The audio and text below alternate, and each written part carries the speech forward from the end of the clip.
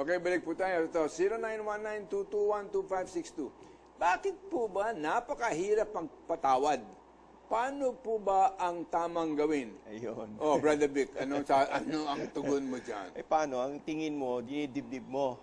Kung halimbawa, kung hindi mo kaya, ihatid mo sa yung dakila na halimbawa siya bibigyan ka ng grasya upang ikaw ay may balik yung karapat-dapat.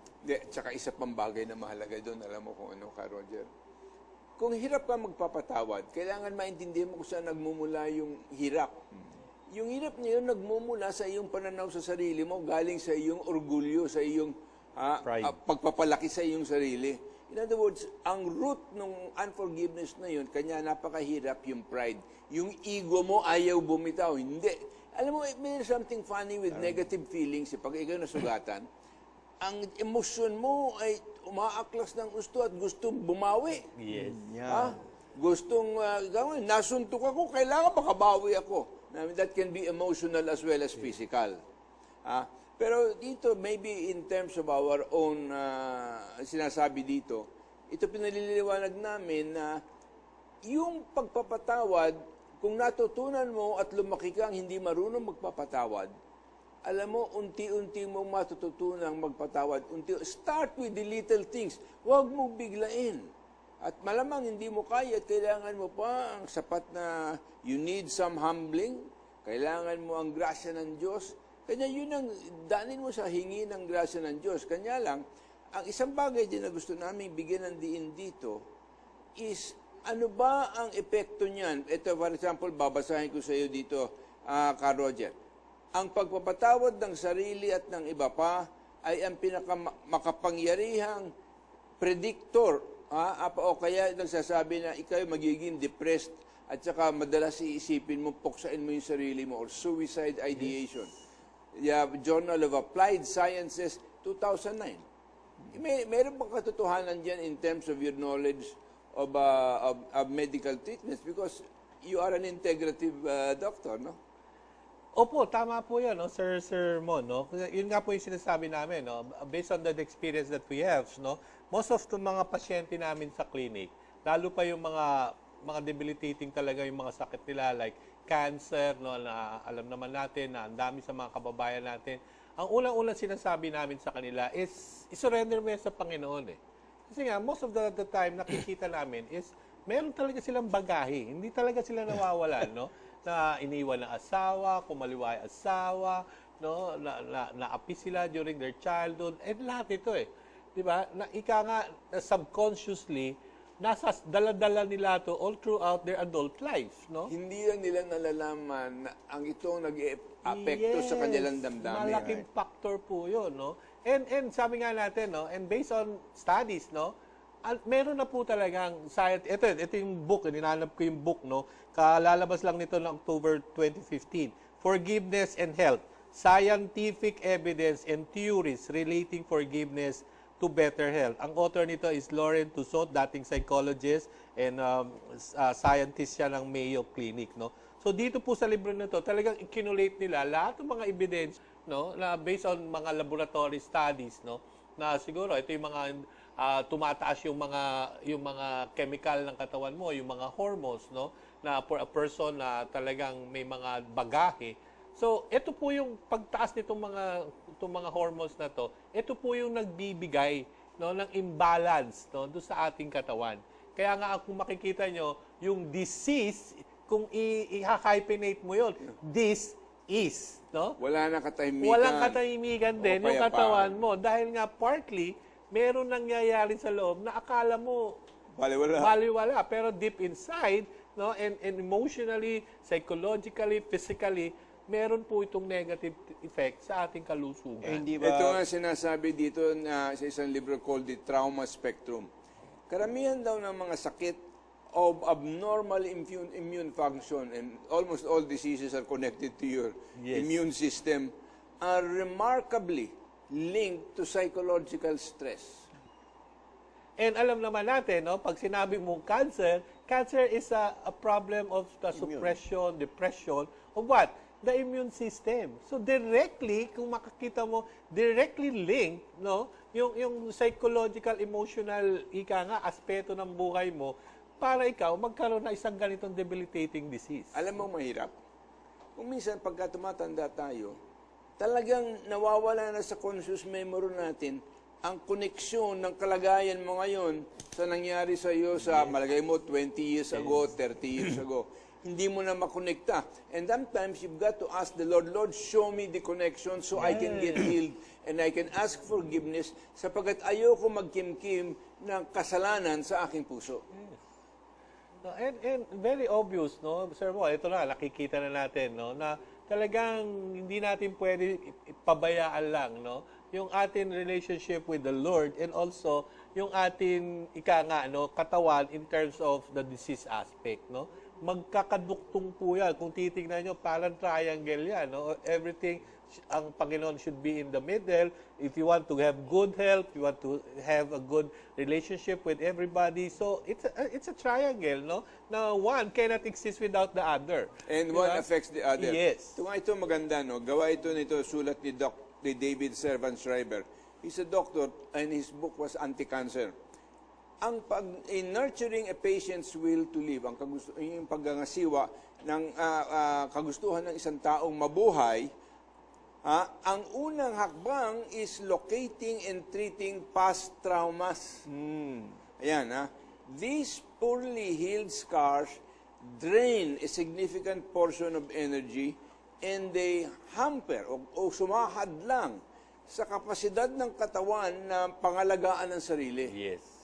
So yun, dito, hindi na question ito eh. This is already considered proven scientific fact. Hindi na kine-question na ito eh, baka haka-haka lang ng isang doktor dito at doon. No, it's widespread. Kanya dito, tingnan mo ito. Recent research reports that a number of chronic health conditions, Chronic. yung panay na nangyayari sa ating kalusugan, have been identified as health conditions with social and interpersonal origins and consequences. Forgiveness interventions offer important insights for management and treatment of these conditions. O dito nila sinasabi kung gaano kahalaga ang pagpapatawad. So hindi lang tayo dito nagpapahayag ng salita ng Diyos. Habang ipinapakita natin na meron makukuhang tugon mula sa Kanya, maski na sa siyensya, nakikita na kung gaano ang koneksyon ba. Mula sa iyong pananaw at sa iyong damdamin at sa iyong mga emosyon, ang mga negatibo na pinangahawakan mo dahil sa merong nakasakit sa iyo, merong ka nagawang hindi tama. So both the accusation of others and the self-accusation, kasi nagkakasalin tayo, ay parang nagdasasama yan, nagdadaop palad para pinsalain ang kalusugan ng tao. Kaya nga, di ba sinasabi yan, alam naman natin ito lahat, no? Na the greatest manifestation of forgiveness is yung ginawa sa atin ng Panginoon. Di ba? Nung binigay niya ang kanyang buktong anak para mamatay sa krus, ito yung manifestation ng kanyang pinatawad niya tayo at binigay niya yung kanyang nag-iisang anak para mapatawad niya tayo at malapit ulit tayo sa kanya. At nagsimula yun with forgiveness. Di ba? Hindi na tayo kagad kinuha. No, pinatawad muna niya tayo through the death of Christ in the cross, no? And that's the time na sinasabi natin na para manugbalik tayo sa kanyang pagmamahal. And He starts fresh. Yes. That's why He calls it born again. Yes. Alam mo sabihin nun? Pagka ikaw dumulog sa Panginoon, burado na yung nakaraan mo. Wala na. Sa tingin ng Panginoon, wala na No silbi looking yun. back. Huwag ka nang tumingin sa likod, basta kayo nasa Panginoon, always look to Him and look forward. Okay? Ngayon, ang madalas na nangyayari, pag ikaw ay mayroong puot at galit at di papatawad, para kang nai-stress ng maigi. Yun nga po problema. Diba? Yun nga po yung malaking problema, no? Talaga kasi nga, it's human nature, no? pinatawad mo na, nakalimutan mo na, pero the moment you see the person again, na Nananariwa. nagkasala sa'yo, ay, ito na naman to. Diba? Nagsasariwa uli lahat, parang sugat na biglang Natanggalan langib. Oo, natanggalan langib, napatakan ng kalamansi. Alam mo, ang sugat na may langib, ibig sabihin, hindi pa magaling sa Di loob. ba? Di ba? Natatakpan lang. O, ayan. At saka dito sinasabi, hindi sa yung stress daw ang nagpapasakit sa atin, but it increases the likelihood of contracting a disease that makes you sick. Yes.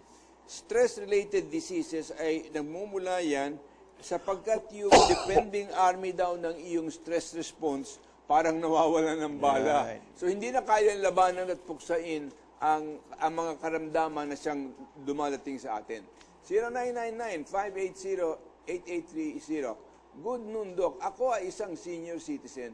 Ano mga sign na mataas ang blood sugar at ano ang dapat kainin at inumin? Of course, to, ang problema po dito sa ating caller, no, medyo senior na po siya, no. Siguro po isang dapat pong gawin yung una is talagang magpatingin, no, at magpagawa po ng mga laboratorio. Kasi most of the time yung mga simptomas po din ng high blood o yung diabetes din, no, halos nagiging magkakapare-pareho na lang, no, lalo na for a senior citizen, no. Kala natin minsan nahihilo kayo, dala na lang din ng pagkaedad nyo yan, dahil sinasabi nga natin, no, yung sirkulasyon nyo, yung ugat nyo, hindi na po yan pareho nung bata kayo, na maganda yung sirkulasyon nyo. So, ito lang, pwede nang mag-cause ng hilo or ano. Pero, hindi rin po ibig sabihin na hindi tumataas ang blood sugar nyo. So, kaya nga po siguro, pinakamaganda is punta kayo sa isang sa isang medical practitioner, no, para magawan po kayo ng initial screening, no. May screen po kayo at makita kung yun ng mga parameters nyo ay hindi na po nasa magandang level, no. Kasi nga po ngayon, iba-iba rin po yung sugar, no, especially for a senior at especially sa mga bata, no. Hindi pwede natin i-generalize na yung 6 is normal, no, kasi nga po may mga aspeto rin na dapat din i-consider, lalo na number 1 is age, no. Okay. Pero hindi ba sinasabi ni Doc Roger, may sinasabi na bago dumating ka sa yung diabetic ka, ay mayroong tinatawag na mga symptoms na lumalabas, no? Yung pre-diabetic syndrome, no? At saka post-diabetic syndrome. You get that. Yung ganun. Neuropathic damage, pananakit ng paa, at mga binti, Parang things like that. hindi ka pa nakarating sa pagkaka-diabetic, no? Sa borderline. Meron na. Signals. Mga mata mo na apekto, lumalabo. Pero considering a senior kasi, yung labo ng mata, pwedeng sabihin mo dahil may edad na lang to, di ba? Baka meron katarata. Opo, yung mga pamamanhid, no? Maaring wala kang diabetes, pero considering may edad ka na, pwede dala ng aging process, physiologic change yan, na barabarado na yung mga ugat mo. So, meron ka rin mararamdaman ng pamamanhid, no? Ang pinakamahalagang tingnan mo dyan, lalo pag tumatanda ka, is the presence of inflammation in your body. Yes, no? Isa po yan, always. Inflammation. Okay, tinan nyo ito, babasahin ko sa inyo again about this. Ang isang tao hindi pwedeng i-address ang topic of healing trauma without dealing with the fact that trauma is an aberration of memory. Ano ibig sabihin nun? Ang trauma, yung nararanasan mong hindi maganda, may epekto pala yan sa memorya. Pero alam mo kung anong epekto, Ka Roger? Napi-freeze ang utak mo, ang memorya mo. So, hindi ka maka-move on. Para ka napapako doon sa karamdaman na yun na galit ka o may puot ka, etc. etc. So, naalala naman yung sinasabi mo madalas, kailangan sa buhay matututo ka to move on. To move on. In other words, huwag mong pabayaang mabitin ka sa isang lugar na hindi maganda. Ba, ikaw na lang talagang kung gusto mong parusahan ng sarili mo, na ikaw gusto magpabitin doon. At yaan ang problema. Kasi pag napako ka doon sa hindi magandang memorya, ang gugustuhin mo hindi maganda. Yes. Yun na lang ang natitira. And you see it as a justification of your ill feelings. Yun ang nakikita natin parating, di ba? Mga magulang, ingat kayo. Yung mga nangyayari sa inyo, sa magkaasawa, nagbibigay kayo ng trauma sa mga bata. No? Hindi ba? But we have to pause for a few reminders. We'll be right back.